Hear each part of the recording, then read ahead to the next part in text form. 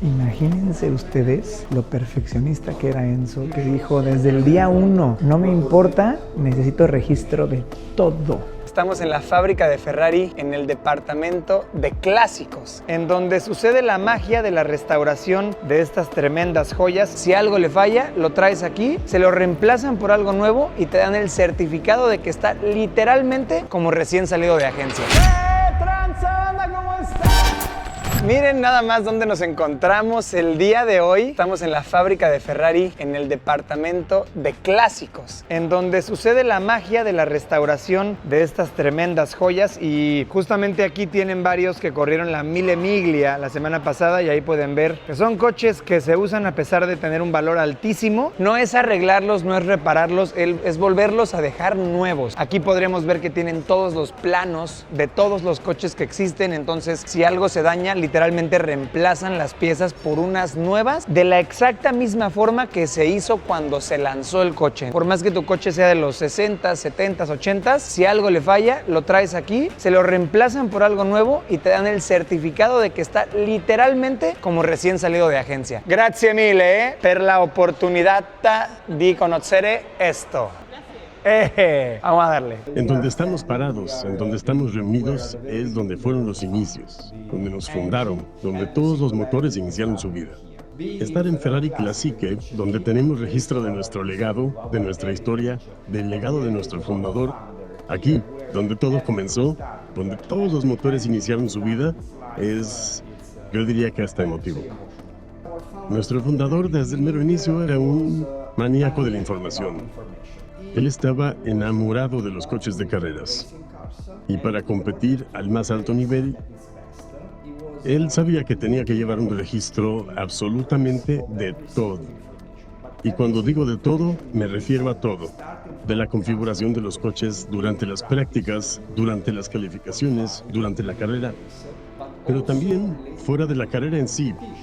¿Cuál era el entorno de la carrera?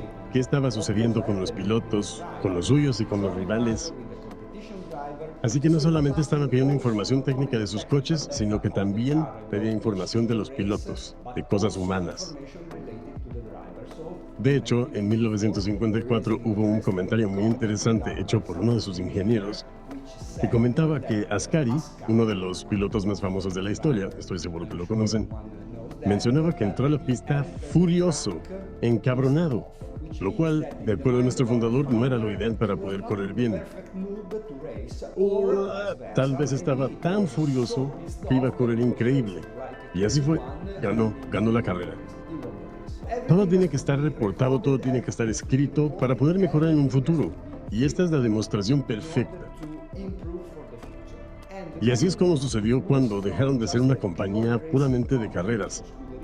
Escudería Ferrari es más antigua que Ferrari cuando empezó a producir coches, y siempre todo ha tenido que ser registrado. Esta repisa que ven aquí representan los primeros 30,000 coches producidos. De cada uno de esos coches tenemos registro de cómo se produjo el coche, todos y cada uno de los diferentes motores, las configuraciones, cuántos caballos dio el motor, a cuántas revoluciones. Pero más allá de eso, ¿cuáles eran las condiciones del día cuando se probó ese motor? La presión, temperatura, humedad, porque todo esto se traducía en el desempeño de cada motor, porque son factores que influyen en los resultados. De este lado tenemos absolutamente todos los sketches de absolutamente todas las piezas que se han producido en esta compañía. Diferentes chasis, motores, transmisiones, diferenciales, porque obviamente eso es lo que es el alma del coche. Así que todo eso tenía que ser registrado. ¡Wow! ¡Qué momento, eh! Very good. Wow. Chasis tipo 563, número de chasis 7719, GTS, tipo de motor 213, número de motor 7719. Ahora, los dos números coinciden y a esto le llamamos como números que coinciden. Esto es cuando el chasis y el motor tenían el mismo número. Ahora lo abrimos.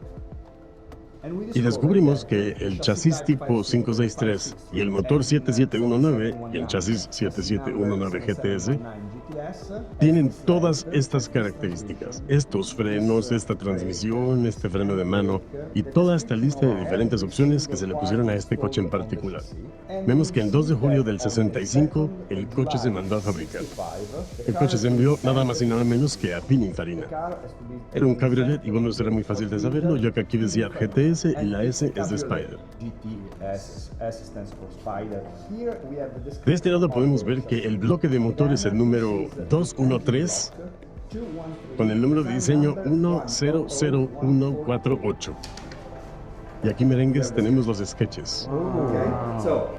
Podremos empezar con el 005 y ahorita estamos en el 47, 48. Aquí están todos los bocetos de todas y cada una de las partes que se produjeron para este coche. Y aquí la descripción de este motor, el 15 de octubre del 65, el señor Franchini, quien estaba a cargo del departamento de motores en ese momento, mandó este motor al Dino ese mismo día. Y como les mencionaba, aquí tenemos la presión que había en la cabina ese día, la temperatura que era de 20 grados y 58% de humedad. Este es el coeficiente a corregir por esta información.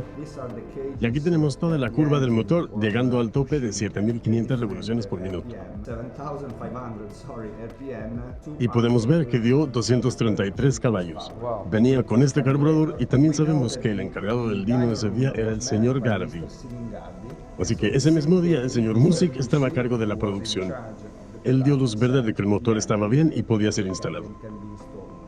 Esto que tenemos aquí es el documento de armado. Era muy básico en ese entonces. Hoy en día los coches son mucho más complejos, entonces este documento para un coche de hoy en día son alrededor de 40 hojas. Nada que ver con los anteriores que eran 6 hojas. Pero así es como se hacía antes, aunque hoy en día lo seguimos haciendo en papel a lo largo de la línea de producción, aunque ya por supuesto que después lo digitalizamos. Pero tenemos eso para absolutamente todos los coches. Y por eso es así como lo hacemos. Cada que queramos restaurar un coche tenemos que regresar a estos balones. Así que este coche lo compró nada más y nada menos que Gino Mazzani, que vivía en Milán. El coche se ordenó el 18 de noviembre del 65 y para suerte de nuestro Carmen se le entregó una semana después. Poco diferente a los tiempos de hoy en día. El coche fue configurado en un grigio argento metalizzato, gris metálico. Así que sabemos el color original. El interior era de piel negra Franzi. El coche se entregó de la línea de producción el 12 de noviembre y fue ese día el que se le hizo la última inspección. Ahí marcaban todo, que las pruebas que se le hacían estaba todo bien, que la pintura estaba tutto bene, o sea, todo bien. El cromo estaba tutto bene, o sea, todo chido. Unas pruebas eléctricas, 2 llaves y el interior estaba bien. Ahí no pusieron tutto bene, pero estaba bien. Lo pidió con unos rines diferentes, era padrino, le gustaba el tuning. Y este es el documento que nuestro concesionario en Milán hizo cuando el propietario fue por el coche. Aquí está el recibo de abarrotes, el cheque y toda la información. Qué cosa. Y tenemos esto de absolutamente todos los coches que hemos producido a lo largo de nuestra historia. ¿Cómo te quedó el ojo? Y es interesante porque nuestros concesionarios siempre se comunicaban con nosotros en su idioma nato, pero nosotros les contestábamos en italiano. Por si no estáis suscrito al canal, suscribite, papi.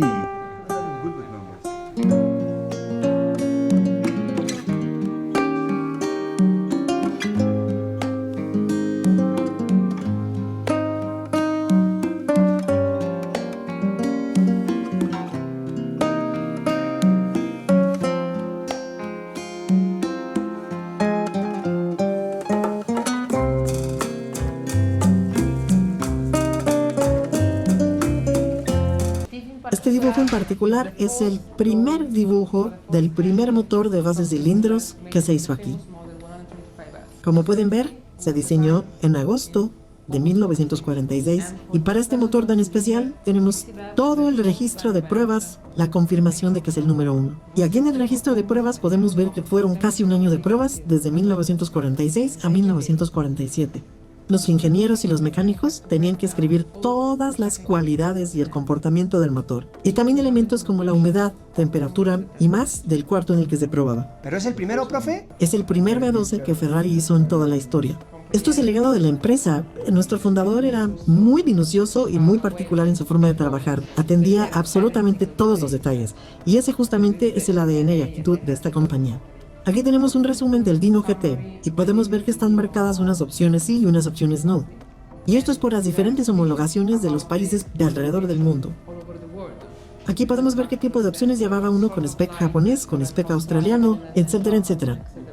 Imagínense ustedes lo perfeccionista que era Enzo, que dijo desde el día 1, no me importa, necesito registro de todo, de las condiciones del día 1 del Dino, del día 2, del día 3, de cómo se armó, de cómo son los planos de todas las piezas que componen cada parte del motor, o sea, todo. Y esto está increíble porque tienes acceso a información real que tú mismo pusiste, ya no es ¿cómo estuvo? Creo que así, creo que asado. Entonces ya tienes tú el registro hecho por ti y por tu equipo de todo lo que se hizo. Entonces esto hace mucho más fácil poderle dar mantenimiento a las cosas y de forma histórica también ver cómo has evolucionado, ver qué hacías antes. O sea, wow.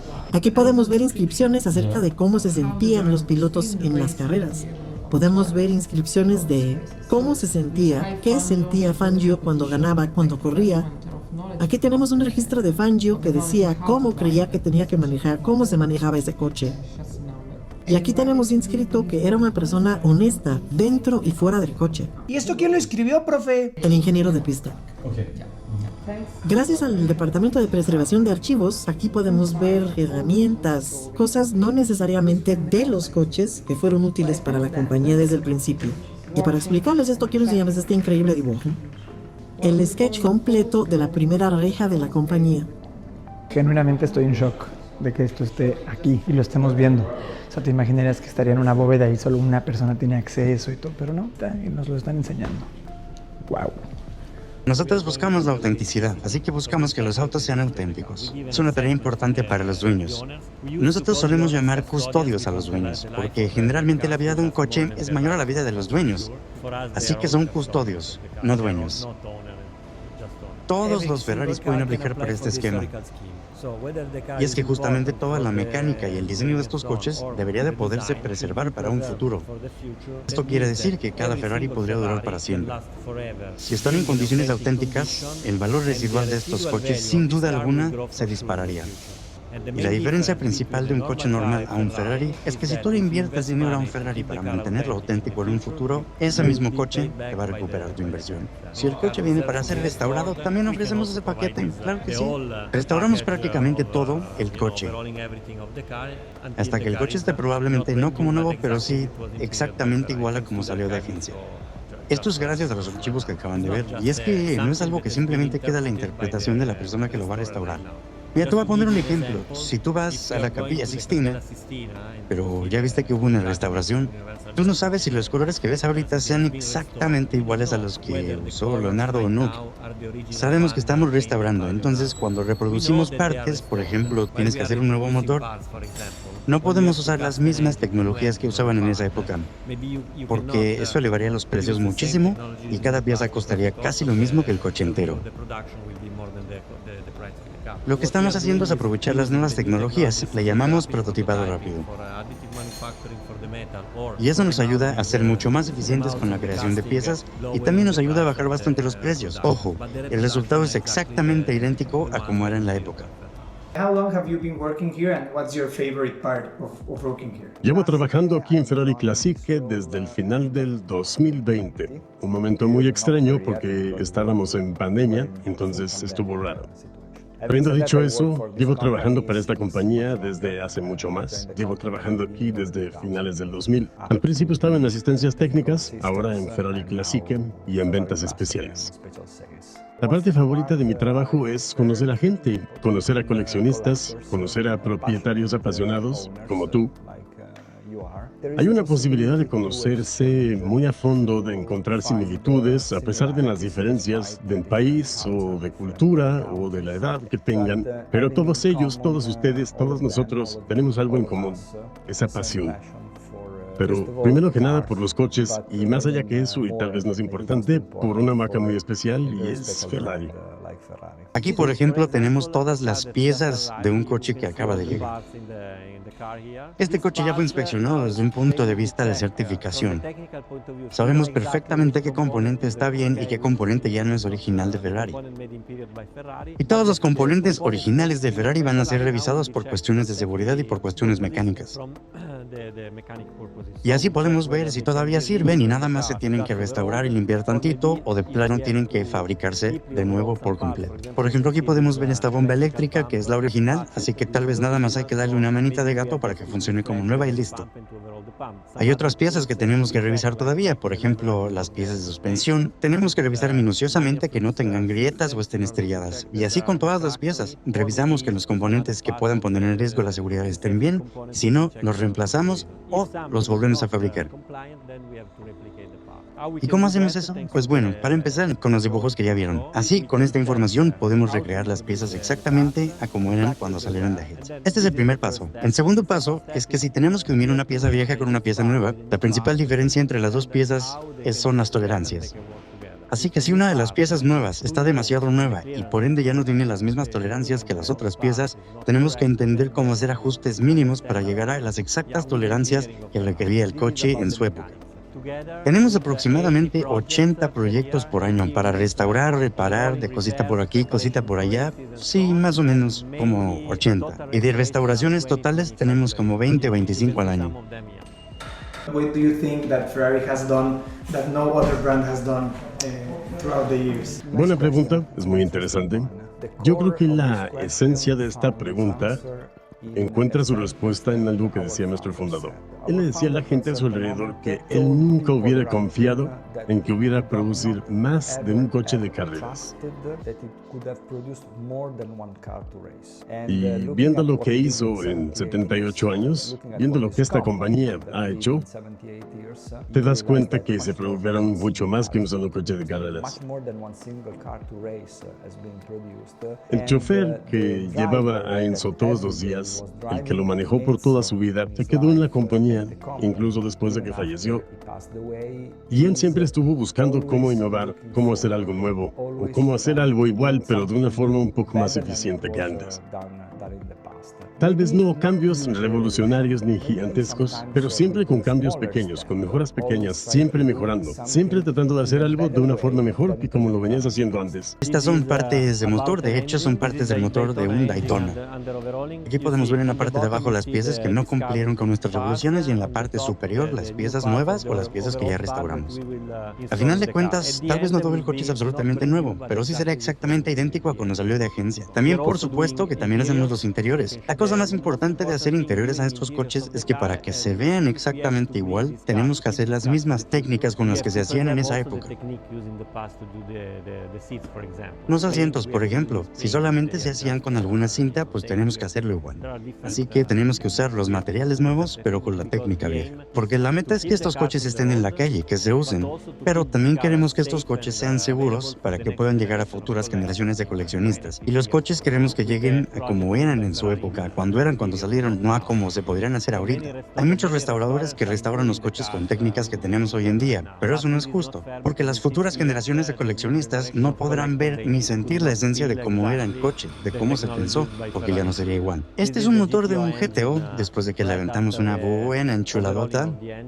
Básicamente es el mismo motor que de agencia, pero le cambiamos unas mangueras, las líneas de gasolina, porque sobre todo los plásticos usados en esa época, pues lógicamente ya están bastante dañados. El resto del motor es absolutamente igual a como cuando salió de agencia. Por ejemplo, esta pieza es absolutamente nueva y se imprimió en 3D. Esto es una delicia de proceso porque nos ayuda mucho en fabricación a reducir los costos y acelera los tiempos. Le llamamos el prototipado rápido. Hay mucha gente que agarra estas piezas y las restaura, pero lo que no saben es lo que hay adentro. Y por ende cambian la tecnología porque no las hacen iguales, exactamente iguales a como eran de agencia. Entonces, desde el punto de vista de tecnología, ya no es la misma pieza, es diferente. Se vale y todo, pero hablando del punto de vista estético. Desde el punto de vista ético, pues no es exactamente el mismo trabajo que hacía Ferrari en la época. Entonces, pues ya no es un Ferrari, ya no es lo mismo a que era ese Ferrari. How do you think your role is important for the company and how do you do your best to ensure the best? No es mi rol. La verdad es que el departamento, yo diría que es un rol estratégico. ¿Por qué? Porque, pues, ayuda a la empresa a recordar cómo todo fue construido, cómo todo fue logrado a lo largo de su historia. Conservar el legado de esta historia no está en ver al pasado. Está en usar el pasado para ver hacia adelante, hacia el futuro. Esa es la razón de este departamento. Intercambiamos bastante información con nuestro departamento técnico y también intercambiamos información regularmente con el centro de diseño. Ellos vinieron aquí para inspirarse, pero sobre todo para entender cómo en el pasado desarrollaban los Ferraris. No para hacerlos de la misma forma, pero más aún para entender cómo en el pasado pensaba la gente, cómo desarrollaban los coches, cómo es que la mente humana trabajaba, cómo poder aplicarlo de una mejor manera para el futuro. Mira, toma por ejemplo la serie Icona.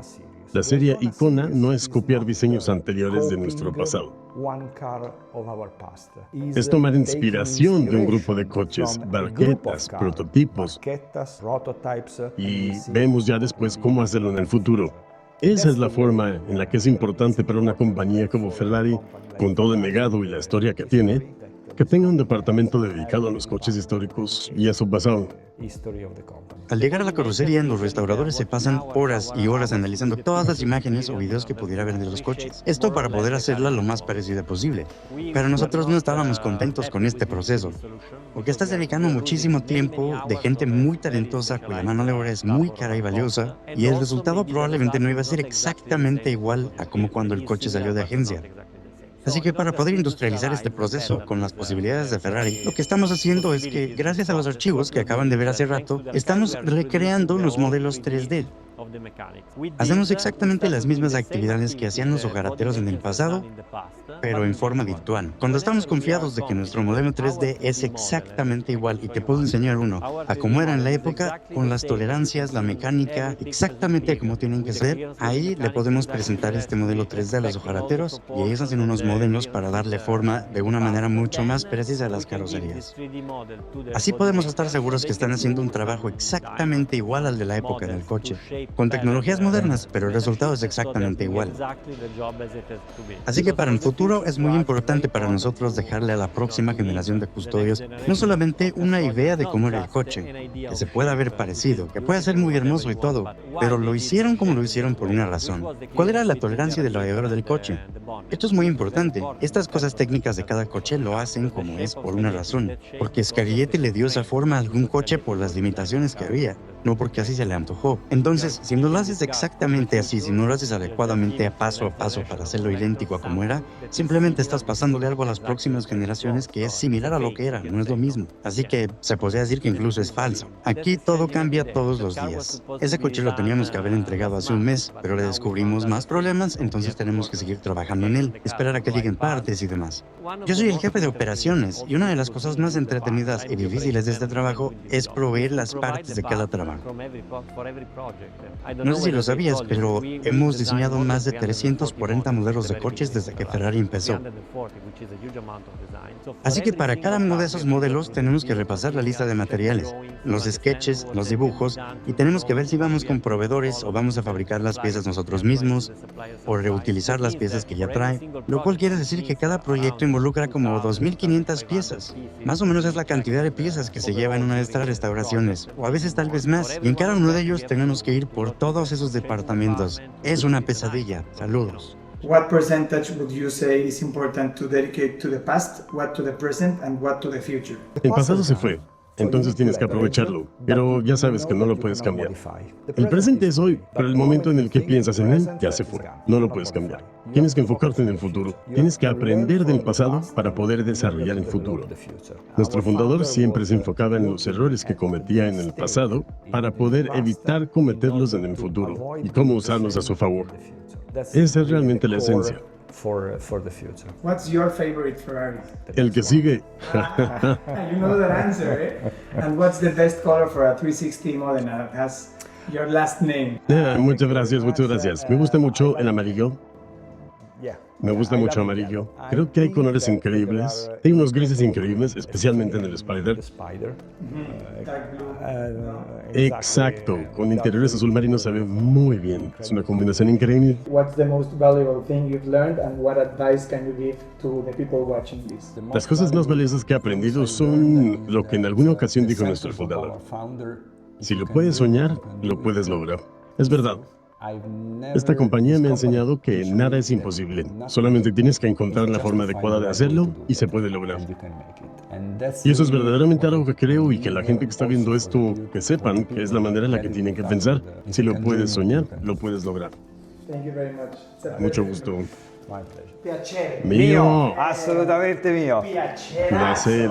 Y después de esa entrevista, Bandera, terminamos aquí. ¡Grande, Carlos! Ole, ole, muy bien. ¿Qué tan común es este tour? Poco común. Exclusivo. Es especial, es exclusivo. Speciale. Digamos. Speciale. ¿Te gustó esa, eh? Venga. Y después de esa entrevista, mi queridísima Bandera, terminamos esto que me trajo al borde del llanto y tal vez lloro, ¿eh? Ay, tal vez sí lloro.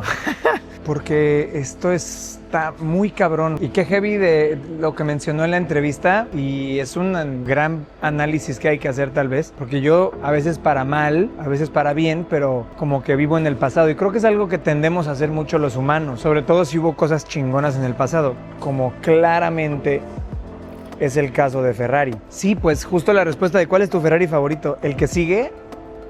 Muy interesante, porque a pesar de que esta sea la parte más romántica, que es lo que platicamos ahorita que terminé la entrevista, me quedé hablando con él un poco, esta es la parte más romántica, sí, y esto es lo que volvió a la compañía lo que es hoy, pero lo que va a volver a la compañía lo que es mañana es lo que se haga hoy, y eso aplica también para nosotros como personas. Lo que hagamos hoy es lo que nos vuelve lo que seremos mañana. Lo que hicimos antier es lo que nos hizo lo que fuimos ayer, no tal vez tan literalmente, pero me entienden, ¿no? Y el hecho de estar aquí y ver que todas las personas que trabajan en este departamento tienen esa increíble pasión y atención al detalle y todo, de verdad que me dan ganas de ponerme a llorar aquí porque está muy cabrón. O sea, se sabe que tal vez los coches italianos son un poco más delicados o lo que sea, pero es que son coches que tienen alma, que no están hechos para funcionar tal vez como una máquina infalible de punto A a B, sino que es una máquina infalible de darte emociones, y las emociones nunca son perfectas. Las emociones no pueden estar siempre perfectas, las emociones no pueden estar siempre hasta arriba, y creo que eso es lo más importante de un producto, y sobre todo hoy en día que todo está ya tan sistematizado y así líneas de producción y eficiencia y todo, como que siento que cada vez hace más falta cosas y personas con alma, con pureza. Entonces yo por eso respeto tanto y ahora mucho más el trabajo de Ferrari y todo lo que hacen como empresa, porque es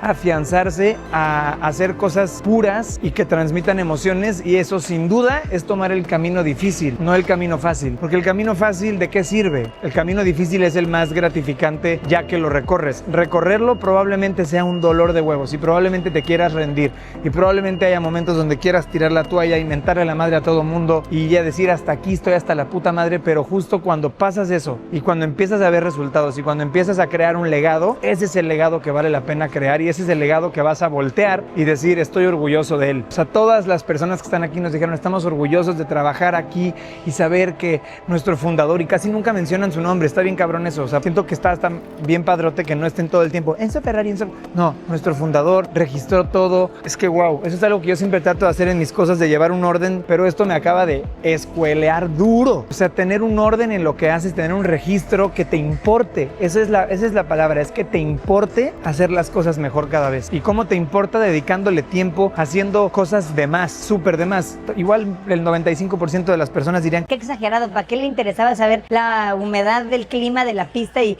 cómo llegó de humor el piloto? Pues porque son factores que hacen que el resultado haya sido tal. Entonces los ingredientes, todos los ingredientes que entraron a la mezcla hicieron que el resultado fuera el que fuera. Entonces para poder replicar las cosas buenas tenemos que saber qué pasó, y para poder evitar las cosas malas que nos pasaron también tenemos que saber qué pasó para no cometer los mismos errores. Qué locura, Bandera. A ver, aparte hoy justo coincidió que he estado bastante reflexivo, como no a tope, pues, y venir aquí, gran belleza, gran belleza, gran reubicada, gran palmadita en la espalda y órale, cabrón. O sea, qué duro de verdad, qué duro, brother.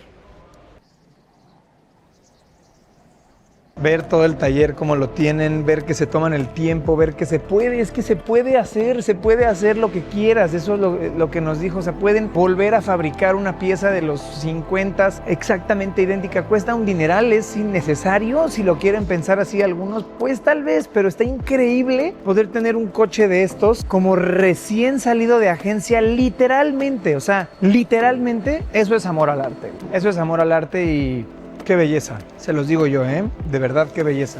Y antes de irnos, chequen esto, justamente aquí tienen uno de la Mille Miglia que se puso un putazo. Y es que eso es lo chingón, tienes un Ferrari clásico, úsalo, güey. Y ya si te alcanzó para comprarlo, qué mejor que disfrutarlo, ¿no? Pueden pasar cosas horribles en el momento, como chocar en la Mille Miglia, seguro sí, pero también horrible que no hubiera manera de repararlo, ¿no? Todo fuera como eso, diría el buen Morsis. Entonces, es como tener un cuerpo sano y no salir a vivir por miedo a romperte una pata o algo así. Igual nos vamos a pelar. Y yo creo que una de las cosas que más me gustó de lo que nos dijeron, de verdad, eso se me puso la piel chinita mientras lo decían, era que no consideran ellos, no ven a los dueños de un Ferrari como un dueño, sino como un custodio, porque son elementos que van a vivir más que las personas que lo tienen. Entonces, literalmente lo estamos custodiando mientras estamos en vida. O sea, fíjense en qué concepto tienen a su producto. No.